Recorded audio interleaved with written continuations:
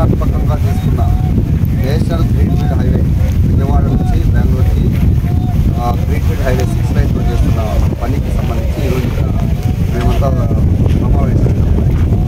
యాక్చువల్గా మన దేశం బాగుపడాలంటే రోడ్స్ కనెక్టివిటీ బాగుండాలి, ఎక్స్పోర్ట్ కానీ ఇంపోర్ట్ కానీ బాగుండాలి. ఇక్కడ ఉన్న ఇండియన్ పోర్ట్లకు కానీ లేకపోతే ఇక్కడ వ్యవసాయ పనులకు సంబంధించిన వ్యవసాయ ఉత్పత్తులు తీసుకోవడానికి ఈ రోడ్స్ ఎంతో ఉపయోగపడేది అన్నమాట.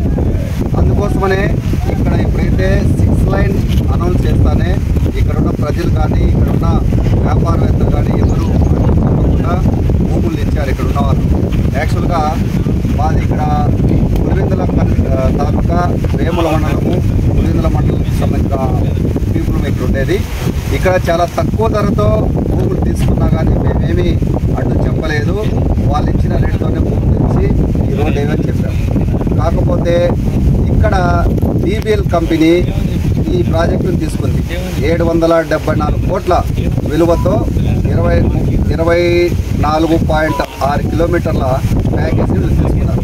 తీసుకున్న తర్వాత వీళ్ళు చేస్తున్నది ఏంటంటే రైతుల నోట్లో మట్టి కొడుతున్నారు. ఏ విధంగా అంటే ఇప్పుడు చింతలజూటూరు రెవెన్యూ డిపార్ట్మెంట్కి సంబంధించి ఈ భూముల్లో 6 బ్రిడ్జెస్ ఉన్నాయి. 6 బ్రిడ్జెస్లో 3 కాలువ మీద పోవాలి, 3 వచ్చేసి రాకపోకలు సాగించాలి. ఒకటి వచ్చేసి చింతలజూటూరు ఎరిపల్లి, ఇంకోటి వచ్చేసి చింతలజూటూరు పులివెందుల, ఇంకోటి వచ్చేసి చింతలజూటూరు గోటూరు, ఇంకోటి వచ్చేసి చింతలజూటూరు పేట. దీనికి సంబంధించిన బ్రిడ్జెస్ను చాలా నేరోగా వేస్తున్నారు. ఎలా నేరోగా వేస్తున్నారంటే ఇక్కడ ప్రజలు మాత్రము ఆ వ్యవసాయ పనులకు చేసుకోవడానికి సంబంధించిన మిషనరీస్ పోవాలంటే కనీసం 5 మీటర్ల హైట్ ఉండాలి. కానీ వాళ్ళు వేస్తున్నది ఏంటంటే 4x4.5 ఆ విధంగా వేస్తున్నారు. మేము దీనికి సంబంధించి ప్రాజెక్ట్ డైరెక్టర్కి, తర్వాత కలెక్టర్కి, MROకి, MDOకి చాలాసార్లు అర్జీ పెట్టాము. లాస్ట్కు సెంట్రల్ మినిస్టర్ వస్తే ఆ మినిస్టర్ ద్వారా మేము అర్జీ పెట్టి మేము కలెక్టర్కి తర్వాత ప్రాజెక్ట్ డైరెక్టర్కి కూడా మేము అర్జీ పెట్టి ఇచ్చాము. ఇచ్చిన తర్వాత ఒక రోడ్డుకి ఏం చేశారంటే 4x4.5 ఉన్నదాన్ని 8x4.7కి ఇచ్చారు. అంటే 8 మీటర్ల వెడల్పు, 4.5 మీటర్ల హైట్తో ఇచ్చారు. కానీ ఇక్కడ ఏం చేస్తారు DBL కంపెనీ అంటే వాళ్ళు 2 మీటర్లు లోతు గుంత తీసి 1 మీటర్ కాంక్రీట్ వేసి ఆ నుంచి 4.7 ఇస్తున్నారు. అంటే వాళ్ళు ఏదైతే ఎక్స్టెన్షన్ ఇచ్చారో ఆ ఎక్స్టెన్షన్ని మసిపూసి మారేడికాయ చేస్తున్నారు. సపోజ్ మేమైతే యాక్సెప్ట్ చేసాం 4.7కి. ఎలా యాక్సెప్ట్ చేసాము?